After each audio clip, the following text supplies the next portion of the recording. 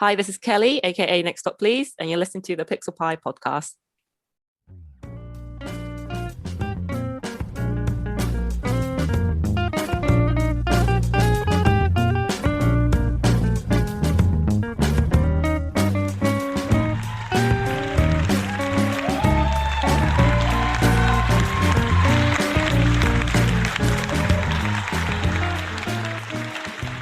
And we're back. Welcome, everybody, to the Pixel Pie podcast. My name is Scott. Fantastic. Thank you for joining me and my guest. Yes, this show is all about me finding people primarily in the Instagram Game Boy community and sort of saying, hey, would you like to share your story?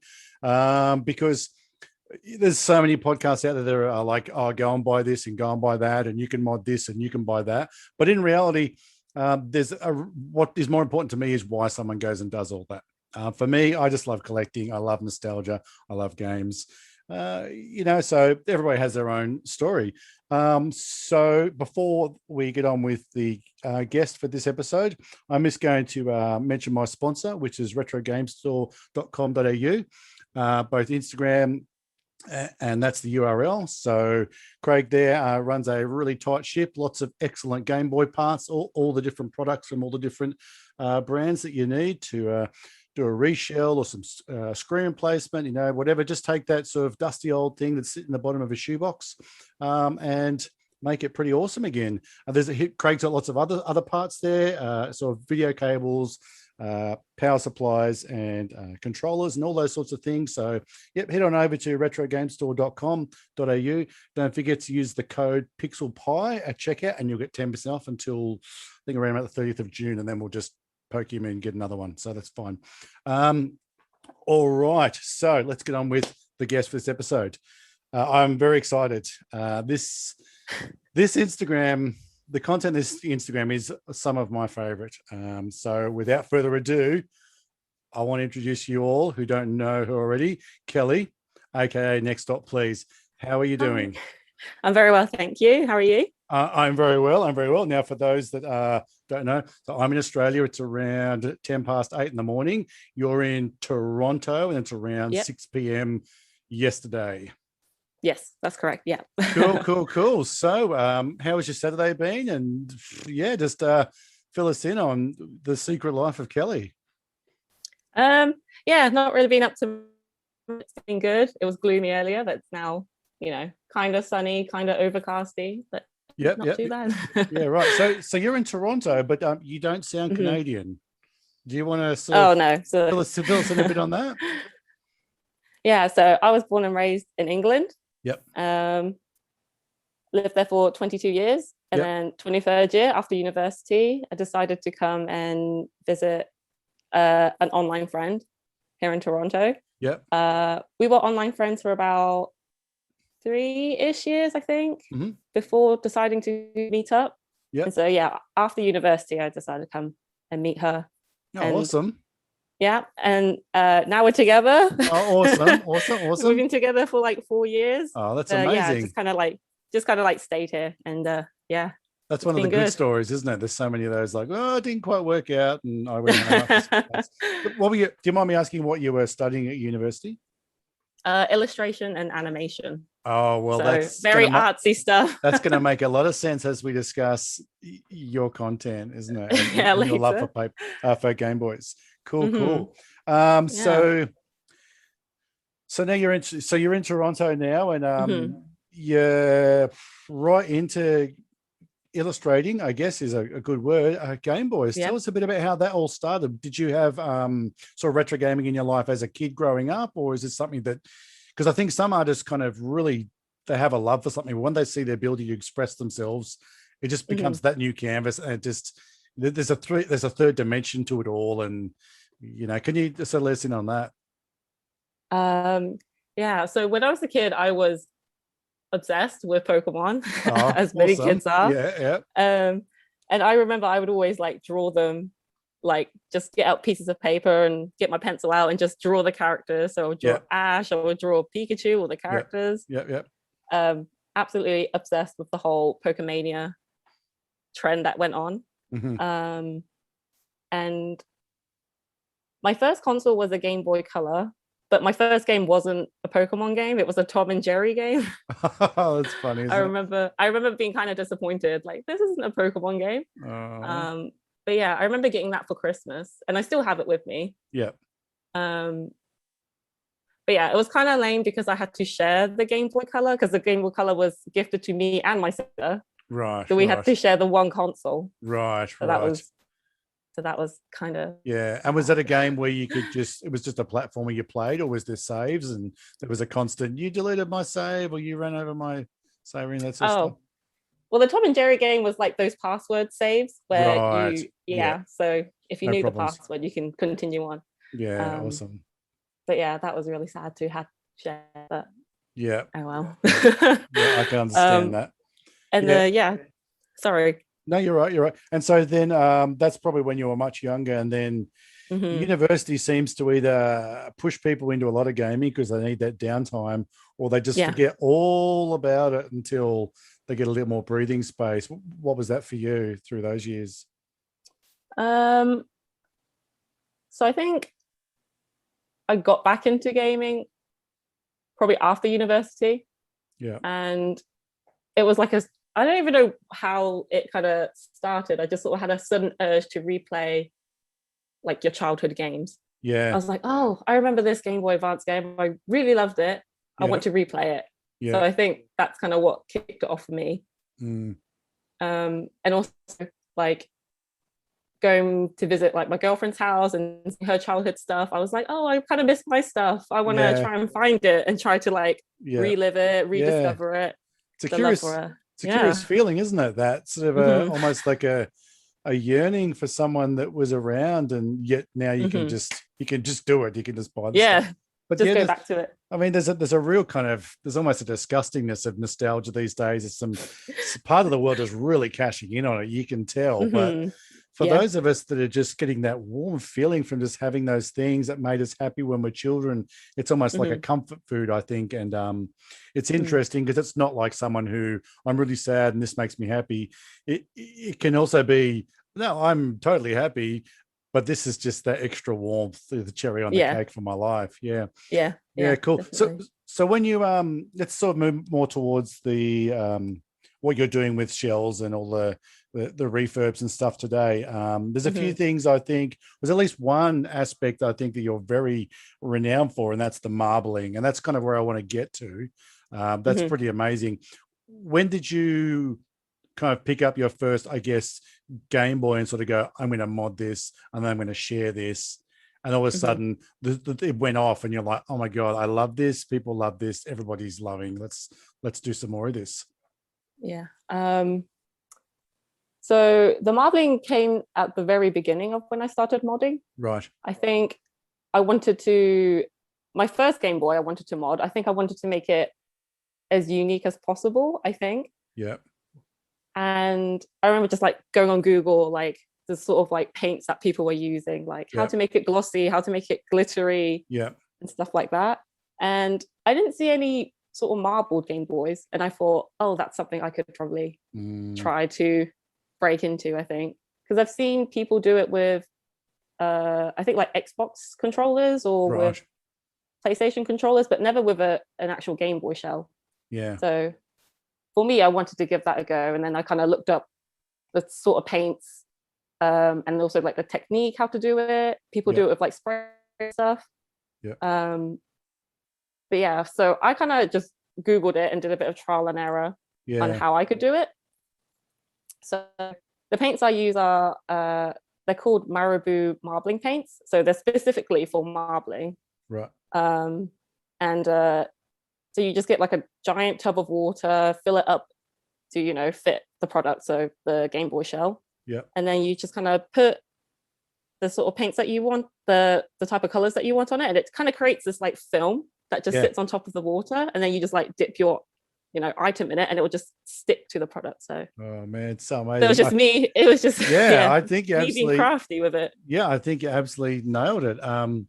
I recall seeing this when I was very young. My mum bought some stuff at a craft show, and we were just dropping like pens, and we had this statue of a Buddha, and just whatever was around the house, we just marbled anything. the heck out of everything. Like, no, not the cat. You can't marble the cat. We would have if we could have, sort of thing. I think what really gets me excited is that you could have the same bucket, right? I'm not sure about how long the paints last on the surface and how many kind of dips you can get, but let's just say it was infinite. But you could line up 50 Game Boy Color shells into the same bucket of the same colors, and no single shell is going to be the same. Yes. Yeah. That is by far the most amazing thing. Like, you can get all these brands of shells like, oh, I got this beautiful orange one. There's only 300 made. But there was 300. So if I buy one shell from Kelly that's just the same colors as 60 others, it doesn't matter, because this one is exactly mine. And that is beautiful. That is beautiful. Yeah. Everyone's like one of a kind. The pattern's always going to be different. So yeah, it's kind of cool. Beautiful. Yeah. And I think I've sort of noticed, do you do some like clear shells and you marbled the inside only? So I've mainly done that with clear Game Boy cartridges. Yeah, right. I don't think I've done it with an actual clear Game Boy shell. I've done it with like semi, where they're sort of like golden or dark, and they're sort of semi-transparent sort of colors. The colors from those don't turn out as vibrant, but the ones with the shells that are completely clear, they work the best. But yeah, doing those with the Game Boy cartridges are. Yeah, I was looking at a post before, and there was a post about the marbled carts, and they were all sold within 7 minutes. Oh yeah. And you're like, boom, I'm shutting the doors. I'm really happy. Pub. We're done for the day. Yeah. That was really exciting. I was like, oh my God, it's really exciting when people like your stuff that much and they just want to snap it up. So yeah, that's awesome. Yeah, that's awesome. So lovely. Yeah. So would you mind telling us a little bit more about the other styles of art that you do on shells, like your different techniques? I'm looking at one here, and it's a Game Boy Color with a silver lens, and it's pink, but it's got kind of like a sort of a triangular kind of pattern at the bottom, and where the buttons are, it's kind of squares, and there's 2 or 3 different styles of art, but it's all just perfect and beautiful and crisp. What else do you use to get your art onto Game Boys? Oh, okay. So I think that one is a UV printed one. So that's one where I've made the design myself. So I'm a graphic designer, and I work using Photoshop. So I draw up designs and manipulate it and stuff like on Photoshop and on Illustrator. And so for those UV printed shells, I worked with Playaway. He's like a UV printer based in the US. And he specifically prints on like Game Boy shells and Nintendo Switch shells and stuff like that. Oh wow.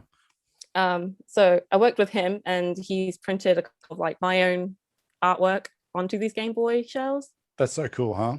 So yeah, that's the design that I made for, and it's like based on like this anime character sort of thing. So I love the way that this community shares the love. Like this post here, it's printed by Playawave, custom buttons by Jelly Belly, and the select and start by Retro Modding, and a custom logo ROM by Natalie the Nerd. I mean, it's just everybody's just getting in there and just chipping in. It's just like everybody's in a kitchen. Let's just make this bit amazing, from there, bit from the this, most amazing pizza in the world, with everyone putting their own little bits of ingredients on it. It's such a great community like that. I saw something in here about you're doing some designs for some GBA micro faceplates. Have you it looked like you might have touched on it. Have you sort of gone down that path much more? Yeah, so my girlfriend recently got one of those Cricut machines where you can make custom shapes on it. Yeah, like a vinyl cutter sort of thing.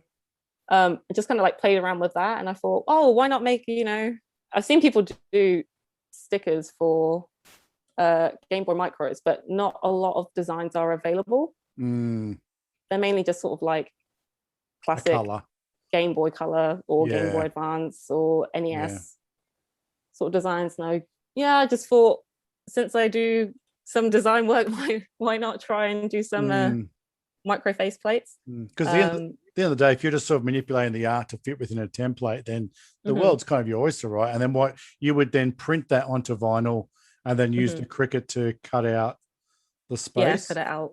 Yeah, so cut it out and then just try as much as you can to carefully stick it on the shell. It's hard to align with all the holes and stuff, but look, there's so many tricky things, especially anything that's got adhesive these days. It's a one shot and you sort of you just got to deal with it. Yeah, and then it's also the type of paper that you use, if it's glossy, if it's matte, if it's a high quality type of sticker, if it's just a paper sticker. So just sort of playing around with that, but I've not there yet with perfection. So it must be tricky. It's all good and well to be working with all these different sort of collaborators, but it must be tricky sort of sending art off, color on your screen and in your mind doesn't always translate once it hits an actual surface, and then once it becomes part of a 3D object. So you said that this is part of, you're a graphic artist. Do you mind elaborating on what sort of graphic artistry you mostly do at work? So I work for a promotional products company. So we do stuff like magnets and mugs and button badges and stuff like that. Yeah. So I mainly do like help with their advertising designs in a way. So, put their logo on whatever event they have going on, that sort of stuff. Yeah. But I personally like doing actual, I guess, like drawing, because the stuff I do at work is more on the graphic side, where I work with shapes and text and fonts and all that other jazz. Sure. But for me, I like actually drawing. So like I said earlier, I used to love drawing Pokemon and all the characters and stuff, and I still like doing that. Yeah. So kind of more into the anime side of the drawing. So like the manga, Japanese anime style is what I really love doing. Yeah, cool. And I've done a few of those with Playwave, like my shells. I've got a few of those characters on there. So yeah, I was looking at one before. I'm not sure if it was a Samus. Was that one of yours? I did like an Evangelion one. Evangelion. Right. Is that? I don't know how to say it either. Yeah. This one, Asuka. It's like an orange one. Yes. Yeah. Yeah. And some of that stuff's so cool. I love the finish on that. It's got a kind of almost like a carbon fiber kind of, the way it's. Yeah. It's a really cool, like metallic. Yeah. Yeah, and it's you've done this really cool thing where what I see is really cool is like the back is the sort of slightly see-through orange and the front was a white, but then with the print on that top surface, you've then left the sides and the bottoms are all white. So it's this sort of sandwich of the orange back and the front as well. It almost makes it look like a 3-piece shell.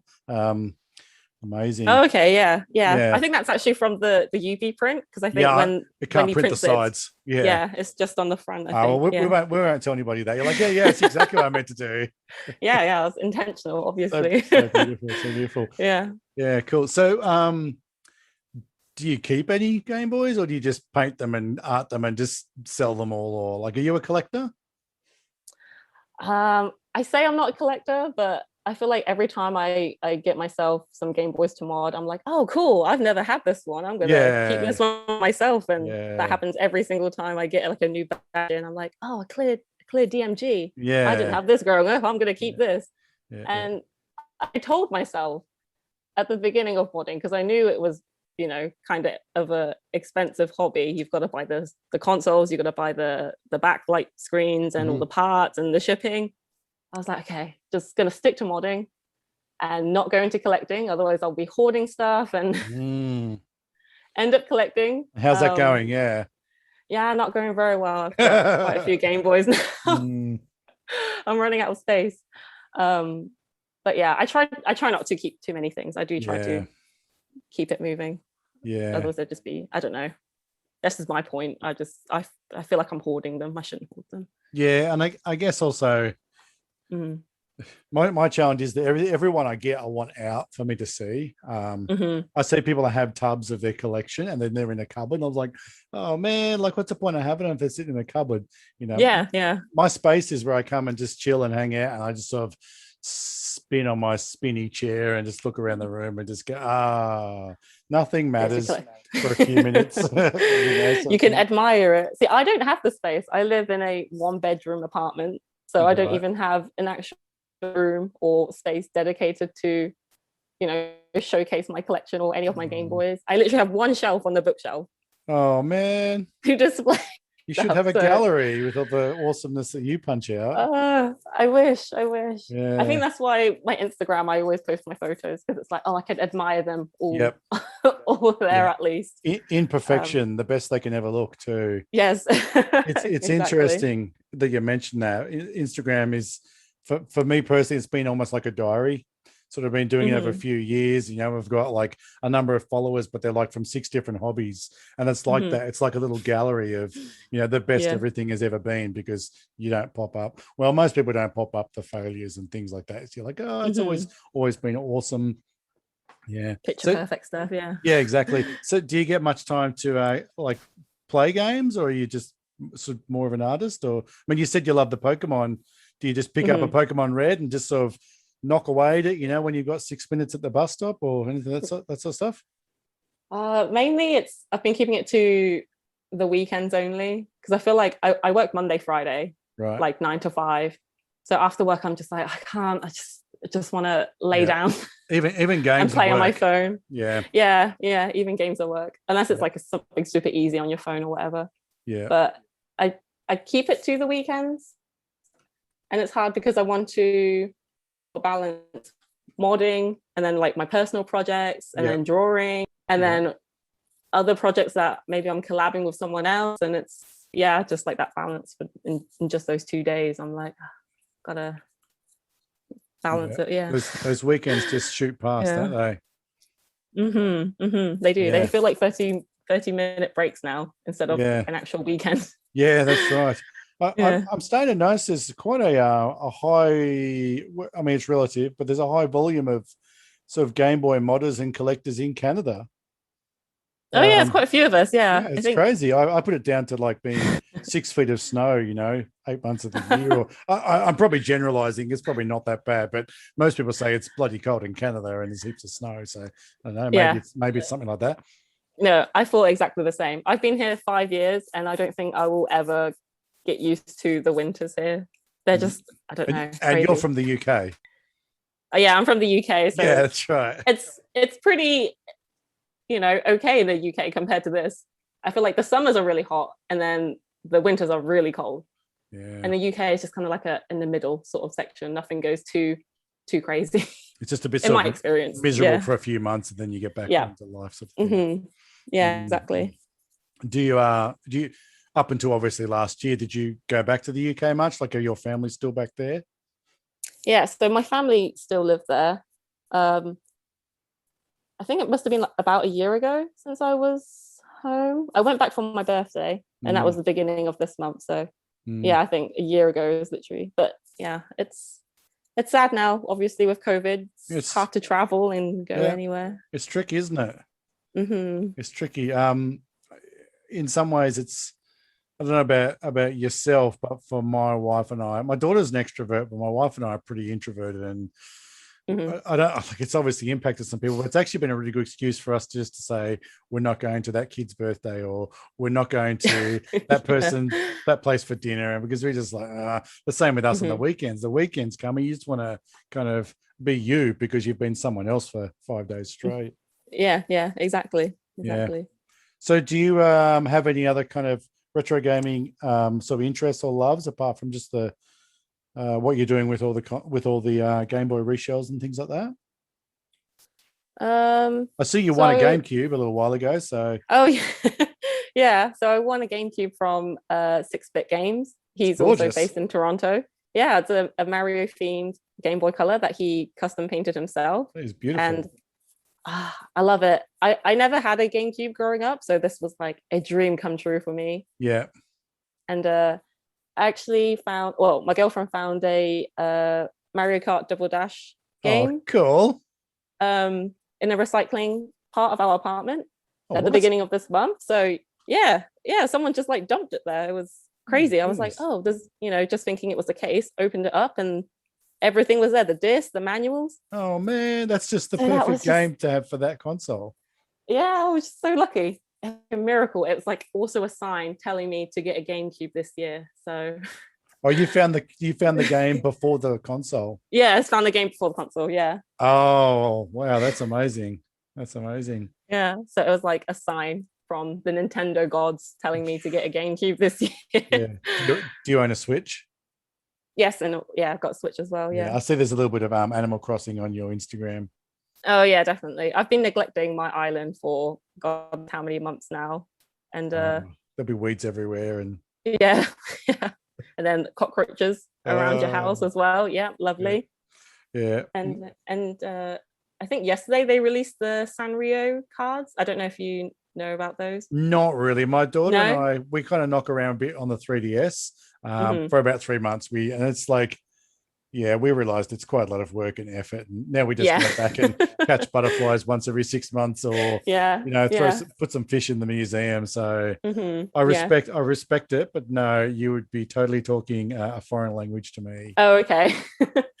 Release these like special, sort of like a special edition cards out, and it's based on the Hello Kitty characters. Right.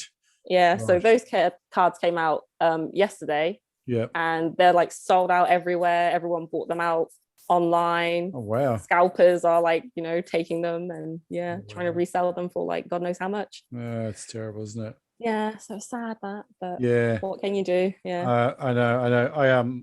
It's the nearly end of term here for my daughter, and she had a really good result from her parent teacher night, and I had something for her for the end of term, but I gave it to her. It's a Gudetama Tamagotchi. Oh, nice. Yeah. So you're aware of you know what the Gudetama is? Yeah. The little egg and stuff. And I've been trying to get her a Tamagotchi for ages. This wasn't cheap. I bought it new off a chick locally, but my wife said, don't they die? And I was like, no. My daughter is very emotional. We're all fairly emotional. Like her and I cry through movies. My daughter and I cry through movies all the time and stuff. And and my wife's like, and we've had fish and all that sort of thing. And my wife said, don't they die? And I'm like, no, it'll be fine. It's a thing. So I gave it to her, and she was just over the moon. And then I'm lovely. Off doing some stuff, and because we went to Japan a few years ago, and we I understand what she's doing and stuff. And then about 10 minutes later, my wife comes in, she goes, can you go talk to your daughter? She's in tears. And I'm like, what did you do? And I go, what's the matter? She goes, he's going to die. And I was like, oh no. And we had to go through them. And I'm like, it's not a fish. It's just like this kind of sentient being that just keeps recycling back. He'll hatch into something different. There's a reset button and a battery and everything. It's not a fish. So now the bloody thing's been beeping every 20 minutes and gosh. But it's so gorgeous. She's a rad chick. I know I kind of mentioned to you when you and I discussed prior, like when I first sort of contacted you, like, a bit shy. I was like, I really do. It's one thing I really like about the Game Boy community is that it's totally kind of, there's zero categories on gender or one thing that turns me off gaming in general is just the level of masculinity and domination and headshots and all this kind of stuff, and that's fine. But I have a 9-year-old daughter, and so my take on the world and what gives joy is very different. And I kind of that's one thing I kind of like said to you was like, I have a 9-year-old daughter. She's in the robotics. We're going to see Kong versus Godzilla. She loves all this and that and the other. And it's people like yourself that are like, this is a space. I could just be me. I don't know whether you want to sort of talk about that. Is it relevant for you, or are you like, I just do what I want and it makes no difference? So I do feel like it's more of a male sort of dominated area. Yeah. I know when people like comment like on my photos, I'll be like, oh yeah, he did such a good job, or he did this, he did that, and I'm like, no, I'm a girl, I'm a she, it should be her. Yeah, that's right. And then like I get messages like, oh, hey bro, your stuff's so good. Like bro and dude and man. Yeah. And I'm like, oh, should I correct them? Yeah. But at the same time, they shouldn't assume that I'm a guy in a 100%. way. So I've gotten lots of messages about being called a guy and stuff. And I'm like, should I? And I talked to the other girls that I know who are also in the gaming community. Yeah. and they're like, oh, you can correct them if you want, but yeah, at the end of the day, there's only so much you can do. You can tell them, yeah, I'm not. Like, oh, okay, sorry about that, and then move on. But then someone else comes and says, hey guy, what's up? Yeah, it's a strange one. I can understand if you were like rolling around in the the Call of Duty world, but in something like Game Boys, I can't see why anybody would jump to that conclusion, because I think the sales statistics of like gender basis, like who played the most Pokemon growing up at high school, I would say it's got to be at least 50-50. Yeah, 50-50 for sure. At least, if not. I just think there's a lot more games. I mean, I'm fairly interested in like video gaming history, and there's in the 80s and 90s, it was all about G.I. Joe, and it was games for boys. It was like, and here's a Barbie game where you guess how much the dress cost. Like, so that's why Pokemon was just such a groundbreaker. For all those sorts of reasons. Directed at any gender, really. No, not at all. And even the like Ash is pretty. My daughter and I went through a massive Pokemon phase a couple of years ago. Heaps of cards, watched heaps of series, played heaps of Pokemon Go, played heaps of TCG online. I went and played with a few guys. It was a bit like if you don't have a $400 deck, you're not going to do very well. That's just life. But even sort of the way that they dealt with, Ash is quite emotional and has some challenges. He has one of those egos that isn't necessarily a male ego. It's just about pride and that sort of business. So I think it was really relevant. Yeah. So you said you were right into Pokemon as a kid. Was it just sort of you and the color and that's about it, or was there other parts of Pokemon that kind of filled your world? So I love watching the anime or the show, and then I was obsessed with Pikachu. So I'd have Pikachu everything, like Pikachu PJs and bed sheets and backpacks and hats and stuff like that. But I think I actually stopped playing Pokemon after the Game Boy Advance games. I didn't really play any on the DS or the 3DS. So there was sort of like a lull there. And I think I even thought, like, I was probably a teenager at the time, like, oh, there's too many Pokemon now. There's like 600 plus Pokemon. I can only remember the original 150. It's too crazy now. It's too something now, Yeah, for sure. But yeah, I think there was like a lull there for sure. And then I think it was Pokemon X and Y. I got back into it. Is that like 3DS? Yeah, the 3DS. I think. But no, I didn't play the cards. I didn't really play the cards. I think I had a few when I was younger, but I don't think anyone my age knew how to actually play the trading card game. I've seen my daughter tell me the rules that they use at school, and it's pretty much just like, I've got Mewtwo, I win. Yes. Oh, really? There's no energy cards. There's no nothing. There's just, this is the GX. Oh, this is the blah blah. I've got Mewtwo. I win. So it's like no logic to it whatsoever. No, nothing at all. It's all about just it's like who's the coolest card. Who has the coolest Pokemon? That's exactly right. And if I shout the loudest, I win. That's right. Yeah, exactly. So I didn't play the cards, but I played just kind of played the video games mainly. Yeah. It must have been really, really cool. I 100% envy you to watch Pokemon and to be able to then illustrate your own Pokemon and just go, I would love it if Ash was, I don't know, stuck up a tree and, Pikachu's just sitting there laughing at him. It's such a cool talent to have that, just for your own amusement. Yeah, I would like draw up my own sort of like, not like comics, but like my own scenes. Yeah. And just try to make up an episode in my head and just kind of let the imagination go. Yeah. When you do your art that gets UV printed, are you the sort of person that uses like a stylus sort of digital process? Oh yeah, so I use the iPad, and there's an app called Procreate on there. Right. That's what I've been using recently, just because it's on the iPad. It's just easy. You don't have to do it on a computer or on your couch, on your lap, and so just doing it on the iPad, and then once I finish drawing on the iPad, I import it to Photoshop, and just sort of clean it up and edit it a little more, brighten it up and stuff like that, and then send the design to Playwave and he prints it. So yeah. I have no idea. I just hear UV printing. Do you know how the process actually works? Are you able to explain it? I have no idea actually. Okay. How it works. That's fine. Sorry. No, don't. I should have prepped you for that. It just sounds amazing. I just think of like, lasers or something, but I'll have someone on that. I'll have someone on that can explain it to me, because it's okay. Yeah. Eventually someone will be able to explain it. It's pretty cool. Printer, I assume. Yeah. Yeah, a fancy printer. That's exactly right. I assume there's some sort of film, and then it does fancy printer stuff.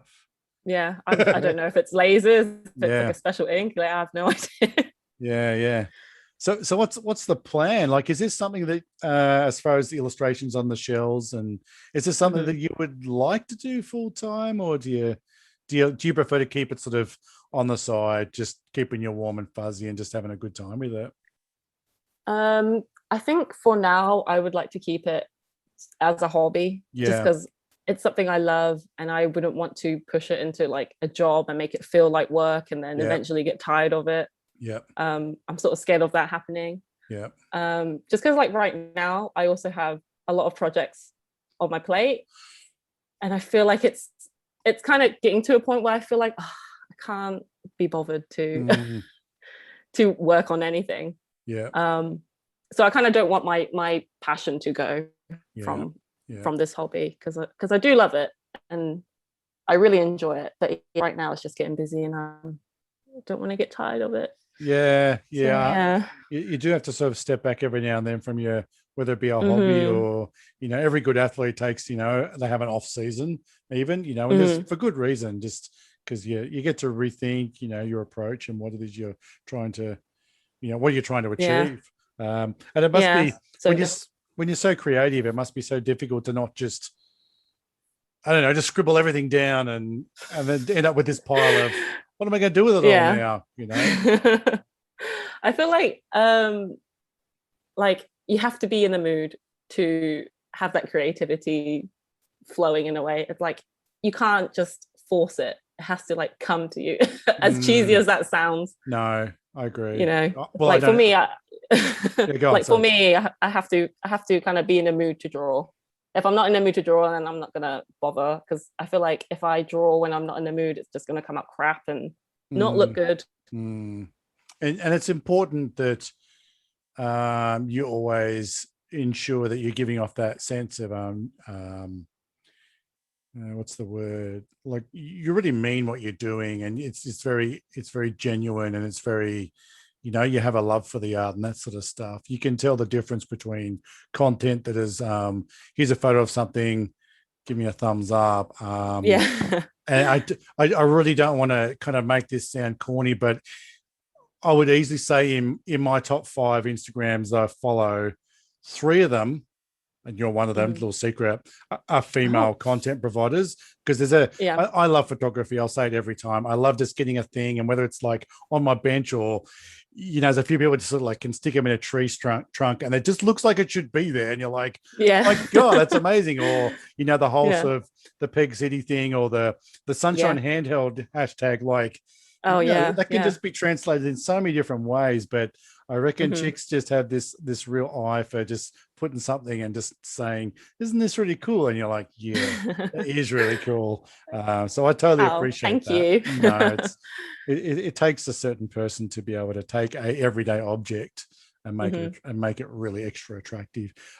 You don't just do shells, do you? Like, you do full refurbs and sell them like that? Am I mistaken there? Oh yeah, so I do that with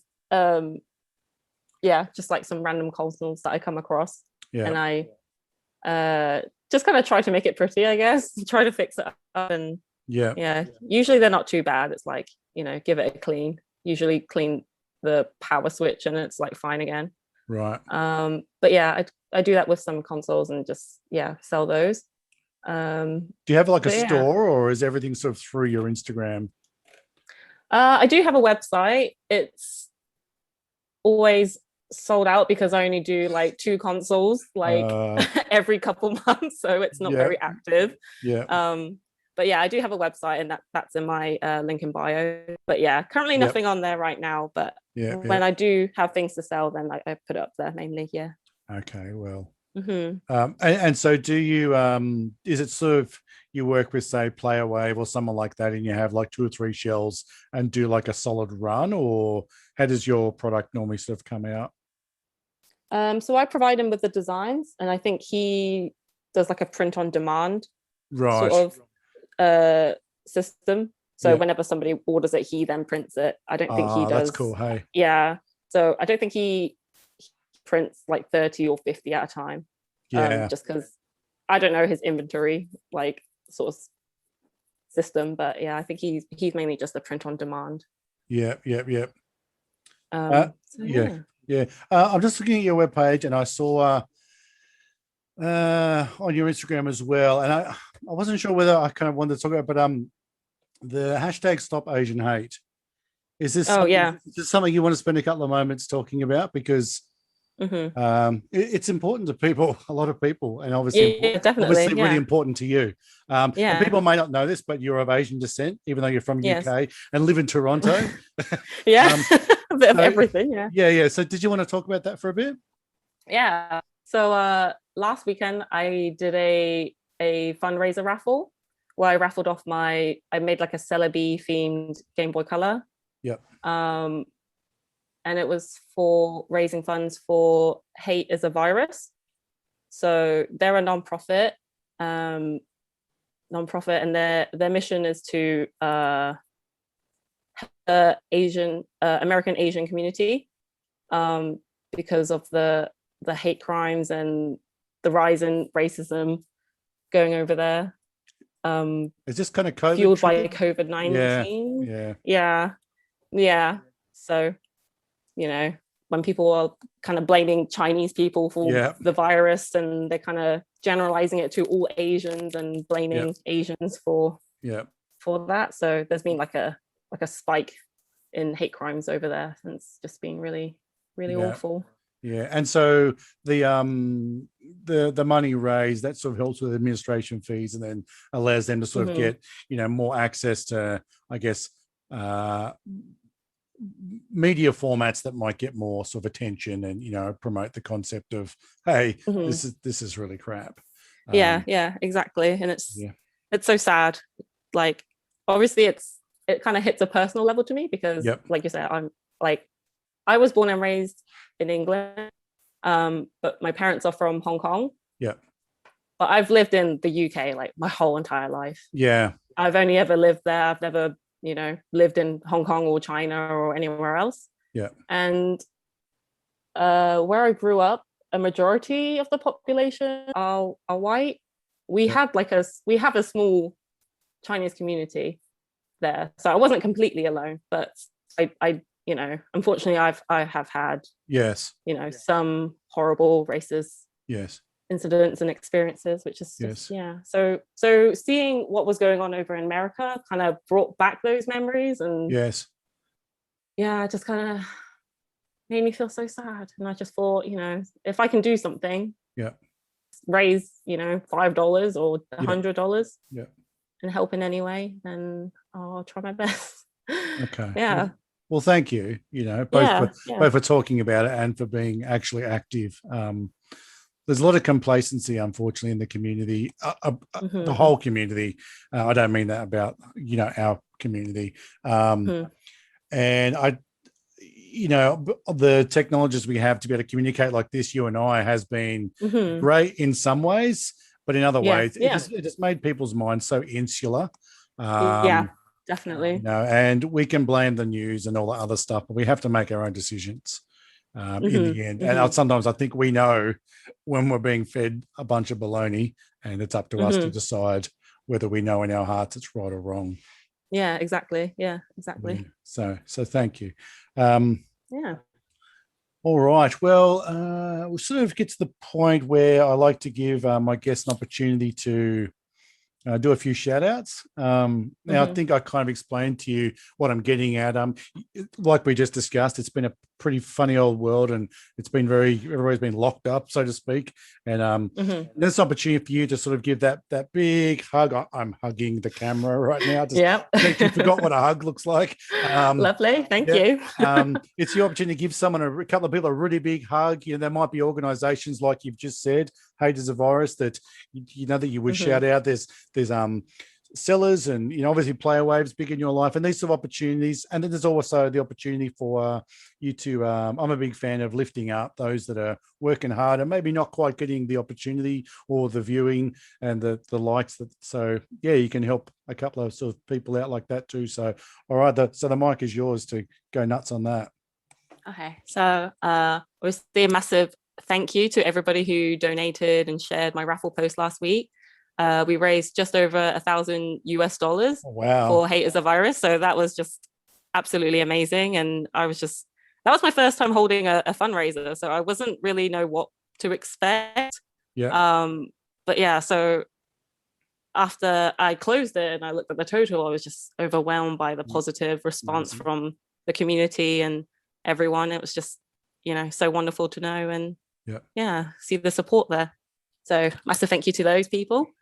Who to start with? It's hard. I know it is hard, and we all love everybody. And that's why. So I know this is tricky.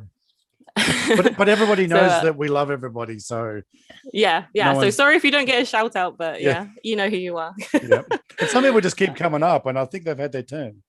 So I'll give a shout out to Yesterday's Tech. He was actually the first person to kind of have a conversation with when I first started my Game Boy community sort of Instagram, I suppose. I wasn't really involved in the community, but he reached out and actually invited me to talk with Peg City 8-Bit, who you spoke with the other week.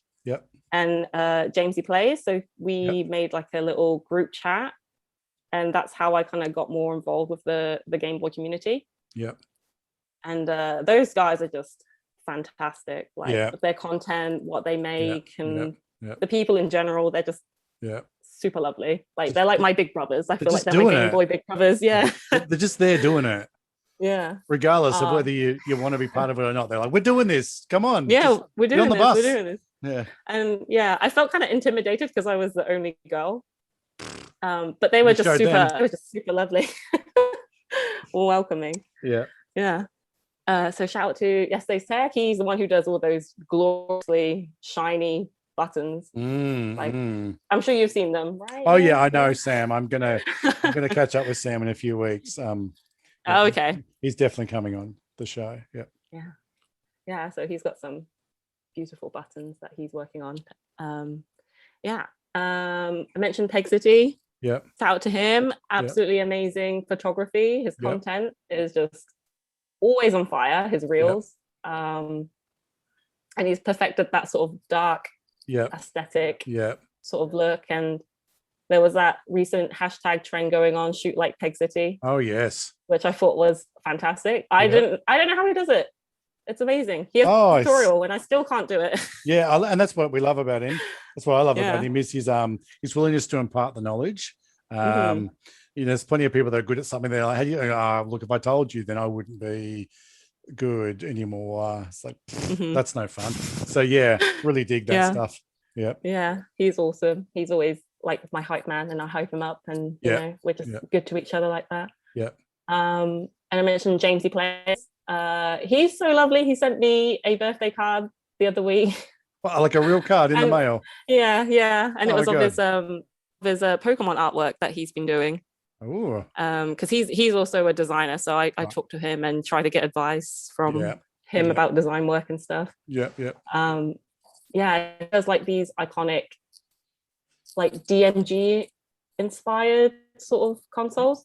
He has this sort of like the shapes and stuff, and every time I see it, I just think of like sort of Madonna and Miami Vice and that kind of era of just when the world was just, I don't know, the bad guys did cocaine and the good guys always got the bad guys kind of stuff. I don't know. It's so funky. Very, but yeah, he does like the Bayside 80s. Yep. Saved by the Bell designs as well. Yeah, that's fantastic. Stuff, yeah. And he's like super lovely as well. So shout out to him. Yep. I'm gonna shout some of the girls in the game community. So Game Boy .7777, lots of sevens, is Julianne. She is just so wonderful and so supportive. I think she buys she like buys my stuff so quickly. She's just so supportive. She's so lovely. I think she's based in Germany. So sometimes she like talks to me and she's like very shy. She doesn't think her English is great, but she's just fantastic. I've also communicated with her and she gave me the same sort of response. I was like, well, the door's always open, you're always welcome. Yeah, she's super lovely, and she does like custom painted Game Boys as well. And my like main Game Boy that I have is a Game Boy Color, a Game Boy Advance, and it's like a galaxy sort of painted shell, and that's like my favorite thing ever. I think it's just so gorgeous. I love it. So she does some fantastic work. Shout out to Pixel Fix, who is Sean Ned, and she is from Wales and based in the UK. So I talk with her a lot, and we have a bit of like British banter. Sort of chat. We always talk about sausage rolls and baked beans and stuff like that. A good spam. And not just food. That's I promise. Like how the gun is going and all that sort of stuff. Maybe. Exactly. She's super lovely. She mainly focuses on Game Boy Pockets. So she's kind of like the pocket queen. Oh yes, I call her, of the community. It's my favorite. It's my favorite Game Boy, the Pocket. Yeah, it's such a great size, and the screen size is just perfect. And with the new Q5 OSD, it just sings. It's perfect. It's perfect. It's perfect. Yeah. And she also mods Casio watches. Oh really? Yeah, I don't know how she does it. I don't know. She like mixes up the colors and stuff, but she works on making custom Casio watches. Very clever. Which are really cool as well, a bit of extra modding, I guess. So shout out to her. She's super lovely. I'm like, everyone's super lovely. Shout out to Frankenboy. She's also based in the UK. She is probably the first female modder I came across when I first started. Everyone I knew were male. She was like the only one who was already kind of there. I think she's been modding for like a few years now. So it was really nice to like see her and interact with her at the beginning, because it was just like, oh, another female, another gal. Is that Frankenboy 19? Yes, Frankenboy 19. Amber. And she to me was like the first female on the scene there. Nice. So lovely. And she does DMGs and Game Boy Colors and pocket mods and stuff like that as well. I'm looking at her stuff now. I think there's one of these like a light blue DMG shell, and this amazing thing I'm seeing around where people are getting like a clear shell but then painting it from the inside. So you get this almost like a cell shading type look from the outside. It is incredible. It looks so good. I'm going to need, once they bring out like a Q5 OSD for the DMG, where you can really kind of play with the palette and stuff, I'm going to need probably a shell like that. That's good. Yeah, it's good because you don't have to worry about the clear coats and it chipping away and stuff. It's all on the inside. Always going to look magical. Fantastic. Sorry to interrupt. Keep going. Shout out to Natalie another girl. She was on a few weeks ago. She was. I'm like, everybody knows Nat, she's such a storm. She just comes out of nowhere and just owns the joint. And her LED boards, like everyone is just snapping them up and making gorgeous Game Boys. It's such a logical next step. It's just it just takes someone like Nat that's so clever and persistent to just go, let's do it, and it's done. Nat and I talked about people like Marky Pie, where sometimes you don't quite understand what they're up to until all of a sudden it's in your face. You're like, oh, I get it. That's amazing. Just amazing work. Yeah. So yeah, she does amazing work. It's crazy. And then shout out to Joel's Gaming, another UK based mod. Like a lot of the girls are UK based. Yeah. She's done a few Game Boy mods, and she's just like super lovely. I always talk to her. Yeah. Again, just very lovely and very supportive. And she sent me some stickers, which was very nice as well. Oh, nice. So yeah, I guess that's sort of like our little game girl group, we call it. Yep. So shout out to my girls. Who else? Shout out to TL Hand Modding. It's Trey. You spoke with him. Sure did. Basically, people you've already talked. I know. Like I discussed with you earlier, it's just like when I sort of thought of doing this, I didn't realize, I just happened to walk into the right bar and just met so many sort of great people. Everyone. Yeah. He's always so supportive and just kind of always sends me lovely messages as well. So. And I guess probably nice. Maybe someone like PlayerWave that's kind of really punching your stuff out there, like you said, just printing it when people want it. That's, I didn't realize it was so bespoke. I thought that there'd be a run and then you kind of left with a few left over, but that's amazing. Yeah, and it's always so cool to see like your own artwork on like a physical product. Like you're like, I made that. Well, kind of sort of thing, right? Yeah, you did. You made that look that way. Yeah. So that was always seeing that was like really cool. Yeah. I can't think off the top of my head. I didn't really make a list. I appreciate that. All those people are just really instrumental in really working hard to keep the community a great place. There's obviously more to this than just who can make the shiniest, goldest, wickedest, toughest Game Boy in the world. There's a lot more to this community than just making things awesome. I think all those people you've expressed are the reason why you stay in this community, because like with your talent you could be painting all sorts of stuff. you could paint cats, anything, whatever. So I think we all really appreciate that you're part of the community, and we really appreciate that your stuff is just so beautiful. What I don't appreciate is living on this huge rock in southeast sort of Oceania where everything cost about $60 to get it shipped.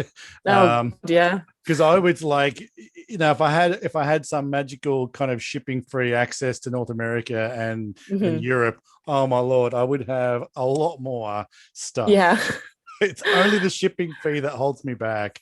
It's bonkers. It's crazy how long things take. I shipped something to Natalie probably beginning of March, I think, probably end of February actually, and it only just arrived like earlier this week, so it took just over a month to arrive. So it's about 4 weeks. Anywhere 4 weeks, anywhere it's like 4 weeks. It's like sometimes I'll pay the better money and it still takes 3. I'm like, how does that work? That's just rip me off. Express shipping. That's right. Express is like the faster boat. I don't know. Yeah. All right. No worries. I'm going to have a little bit of a turn here before we wrap up. I'm going to start sort of highlighting people that I see, and people that I think are really good builders, really good modders, collectors, whatever, and could just do with that bit of spotlight. I'm a little bit biased because this person actually only lives about a kilometer from my house. So through the Instagram, so custom.handhelds on Instagram, Tristan. So just through stuff and like doing the maths and sort of going, I know this guy's in Australia, like surely not. And then I'm kind of like, hey dude, do you live in Brizzy? Yeah, I do. Oh, where do you live? Oh, I live in this suburb. I'm like, no way. What coincidence. I'm like, dude, I live like a kilometer from you. So and Tristan and I now have got together and did a bit of gaming and just sort of hugged and stuff, and it's really nice because it's a really small world. But what I do like is supporting local builders and local modders, because I've done some refurbs and things like that, but I'm sort of getting to the age where I'm going to put bloody fingerprints all over stuff, and I've got money and you've got some skills and a desire to do this. Here's the money, here's the bits. So he's currently working on a really nice Game Boy Color for me. He's a good awesome. He's got it's one of the UV printed alien shells, I think from Retro 6. I'm an Alien fan. I sort of grew up on that franchise. So yeah, custom.handhelds on Instagram. Check him out. He does he'll build, he'll repair, he'll just modify. There's really nothing that Tristan can't sort of do. So I'll put the spotlight on Tristan. The other thing is that I have asked, if you get the opportunity to jump on the Apple podcast, and any other way you can is to give a reviews. And I have a review. Now, I neglected to look at this, but from the 28th of February, which was 2 days after the first episode. So I hope, so Gary Coleman gave me a review, and it was basically, this is great. Scott's great. Look forward to more episodes. Now, that was episode 1, Gary Coleman, 7. I hope you still feel the same, because if I had read that earlier, I would have felt a lot more pressure. But anyway, so yeah, if you want to put up a review, I'm happy to share your review, and it might be a chance to sort of, Lovely. Yeah, it is really nice that, like, I get messages from people sort of saying, this is great. I love hearing from Kelly, or, from T or whatever. But when someone on a platform like iTunes goes, this is great, it's really nice to have a little sort of pat on the head every now and then. Or a kick in the pants.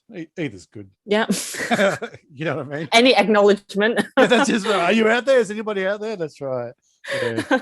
Cool. Well, look, this has been so good. I've really been looking forward to catching up with you. I know that you were reluctant. And for those of the other ladies, gents, if you're reluctant, this is just a chat, and we just all get to share more. So I appreciate it. Good, yeah.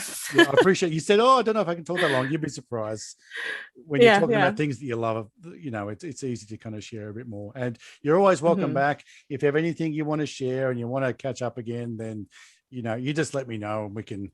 I'm thinking about doing some little specials here and there. It's like, whatever, you get a new cat. Yeah. I need to tell everybody that sort of thing. Yeah, sounds good. So thank you so much. Enjoy the rest of your weekend. Yeah, thank you. Yeah, thank you for having me. No problem at all. No problem at all. And everybody else is out there, thanks for listening. Tune in next episode for another amazing person within the Game Boy community. And just keep sharing all the good stuff. And we'll see you next time.